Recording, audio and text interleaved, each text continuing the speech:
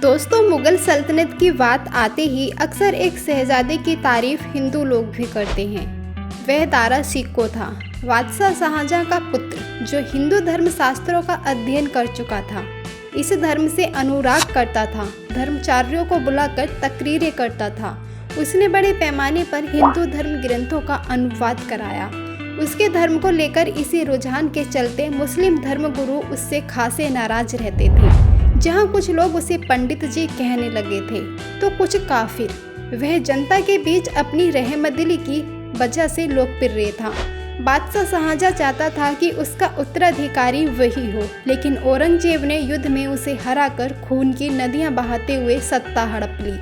लेकिन इतिहास ने दारा को हमेशा एक खास जगह दी और सम्मान से याद किया। दारा सिकों ने सभी धर्मों के ज्ञानी जनों को इकट्ठा किया था। हिंदू धर्म के गहरे अध्ययन के बाद दारा सिकों खुद यह मानने लगा था कि कुछ छोटे मोटे अंतर छोड़कर हिंदू मुस्लिम धर्म में कोई फर्क नहीं है। दारा सिकों विद्वान था। वो भारतीय उपनिषद और भारतीय दर्शन की अच्छी जानकारी रखता था। इतिहासकार बताते हैं कि वो विनम्र और उदार हृदय का था। कहा जाता है कि दारा सिकों के पिता ने समझ लिया था कि उसके बेटे ने हिंदुस्तान को जान लिया है और वो शासन चलाने के लिए बेहतर साबित होगा। लेकिन औरंगजेब ने बवाल खड़ा किया और औरंगजेब को लगा कि अगर दारा सिकों सफल रहता है तो इस्लाम खतरे में आ जाएगा। दारा इस बात को लेकर भी आश्चर्यचकित होता था कि सभी धर्मों के विद्वान अपनी व्याख्याओं में उलझे रहते हैं और ये कभी समझ नहीं पाते कि इन सभी का मूल तत्व तो एक ही है। उसका मानना था कि एक ज्ञान के लिए सबसे ज़रूरी बात यह है कि उस व्यक्ति को सत्य की तलाश होनी चाहिए। उसने हिंदू और मुस्लिम धर्मों के एक साथ होने को मजमा उल बहरीन का नाम दिया था, यानी कि दो समुद्रों का मिलन। दारा के सबसे बड़े योगदानों में उपनिषदों का फारसी भाषा में अनुवाद करना माना जाता है। इन अनुवादित किताबों को उसने सिर-ए-अकबर यानी महान रहस्य का नाम दिया था। फारसी भाषा में अनुवाद कराए जाने का मुख्य कारण ये था कि फारसी मुगलिया कोर्ट में इस्तेमाल की जाती थी। हिंदुओं का भी विद्वान वर्ग इस भाषा के साथ बखूबी परिचित था।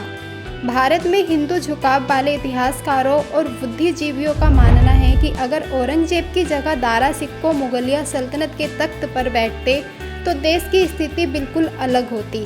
दारा सिकों का जन्म ख्वाजा मोइनुद्दीन चिश्ती की भूमि अजमेर में हुआ, जिनसे उनके पिता शाहजहां ने एक बेटे के लिए प्रार्थना की थी। 6 पुत्रों में सबसे बड़े पुत्र दारा को मुगल साम्राज्य के भावी शासक के रूप में तैयार किया गया। उसके भाइयों को प्रशासक के रूप में सुदूर प्रांतों में नियुक्त किया गया, लेकिन वह हमेशा शाही दरबार में पिता के साथ ही रहा। बहुत छोटी उम्र में ही उसने सूफी रहस्यवाद और कुरान में गहरी रुचि और दक्षता विकसित कर ली। दारा सिकों को मुगलिया सल्तनत में लोग पंडित जी कहा करते थे। वो आचार विचार में मुगल शहजादों से अलग हटकर था। उसे संस्कृत और हिंदू धर्म ग्रंथों से प्यार था। उसकी इस प्रकृति से औरंगजेब उससे बहुत चिढ़ता था। बाद में औरंगजेब ने उसकी हत्या करके मुगलिया गद्दी पर कब्जा भी किया। अवीक चंदा की किताब Dara Shikoh the man who would be king में लिखा है। अवीक का कहना था, दारा सिकों का एक बहुत बहुआयामी और जटिल व्यक्तित्व था। एक तरफ वो बहुत गर्मजोश शख्स, विचारक, प्रभावशाली कवि, अध्येता, उच्च कोटि के धर्मशास्त्री, सूफी और ललित कलाओं का ज्ञान रखने वाले शहजादे थे। लेकिन दूसरी तरफ प्रशासन और सैन्य मामलों में उनकी कोई रुचि नहीं थी। वो स्वभाव से वहमी थे और लोगों को पहचानने की उनकी समझ बहुत संकुचित थी। दारा सिकों की शादी को मुगल इतिहास की सबसे महंगी शादी कहा जाता है।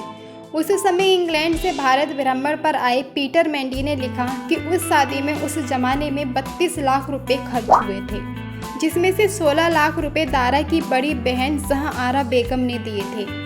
ये शादी 1 फरवरी 1633 को हुई थी। 8 फरवरी तक दावतों का सिलसिला जारी रहा। इस दौरान रात में इतने पटाखे छोड़े गए कि लगा कि रात में दिन हो गया हो। कहा जाता है कि शादी के दिन पहने गए दुल्हन के जोड़े की ही कीमत 8 लाख रुपए थी। हालांकि दारा का अंतिम समय बहुत खराब था। वह 1658 में सामोगढ़ की लड़ाई में हार गए।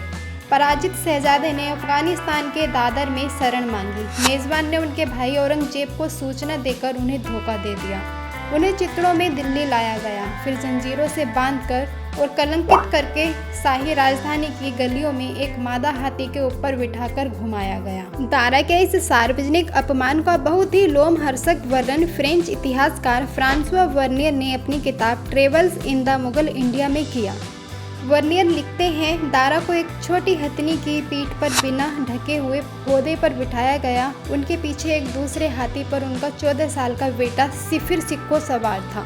उनके ठीक पीछे नंगी तलवार लिए औरंगजेब का गुलाम नजर बेग चल रहा था। उसको आदेश थे कि अगर दारा भागने की कोशिश करे या उन्हें बचाने की कोशिश हो तो तुरंत उनका सिर धड़ से अलग कर दिया जाए।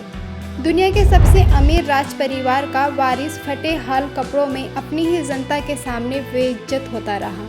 उसके सिर पर एक बदरंग साफ बंधा हुआ था और उसकी गर्दन में ना तो कोई आभूषण थे और ना ही कोई जवाहरात। वर्नियर आगे लिखते हैं, दारा के पैर जंजीरों में बंधे हुए थे लेकिन उनके हाथ आज़ाद थे। अगस्त की चिलचिलाती धूप में उसे इस वेश में दिल्ली की उन सड़कों पर घुमाया गया जहाँ कभी उसकी तूती बोला करती थी। इस दौरान उसने एक क्षण के लिए भी अपनी आंखें ऊपर नहीं उठाईं। उसकी इस हालत को देखकर दोनों तरफ खड़े लोगों की आंखें भर आईं। उसी के एक दिन बाद औरंगजेब के दरबार में ये तय किया गया कि दारा सिक्कों को मौत के घाट उतार दिया जाए। उन पर इस्लाम का विरोध करने का आरोप लगाया गया।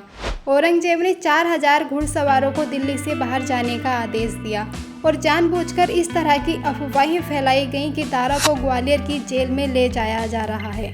उसी शाम औरंगजेब ने नजर बेग को बुलाकर कहा कि वो दारा सिक्कों का कटा हुआ सिर देखना चाहते हैं। नजर बेग अपनी तलवार से दारा का सिर धड़ से अलग कर देता है। दारा सिक्कों के कटे हुए सिर को औरंगजेब के सामने पेश किया जाता है। उस समय वो अपने किले के बगीचे में बैठा होता है। सिर देखने के बाद औरंगजेब हुक्म देता है कि सिर में लगे खून को धोकर उनके सामने पेश किया जाए, फिर कटे धड़ को दिल्ली के रास्तों पर घुमाया जाए। दोस्तों, ये थी दारा सिक्कों की दर्द भरी कहानी। उम्मीद है आपको इस वीडियो में पूरी जानकारी मिल गई होगी। वीडियो अच्छी लगी है तो वीडियो को लाइक कर दें और ऐसे ही ऐतिहासिक वीडियोस देखने के लिए हमारे चैनल को सब्सक्राइब करके बेल आइकन बटन दबा दें ताकि आने वाली वीडियो सबसे पहले आप तक पहुंच जाए। धन्यवाद।